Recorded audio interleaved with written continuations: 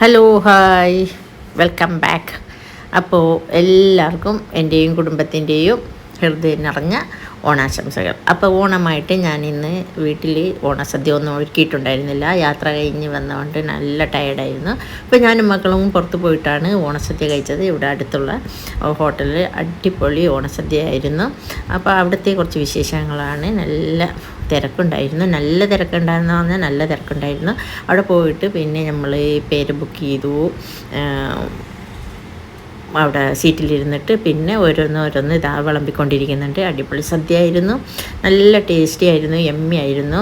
എല്ലാവർക്കും ഇതുപോലെ സമ്പൽ സമൃദ്ധമായ ഒരു ഓണം ഇനിയും ഒരുപാട് കാലം കഴിക്കാൻ ദൈവം തമ്പുരാൻ അനുഗ്രഹിക്കട്ടെ.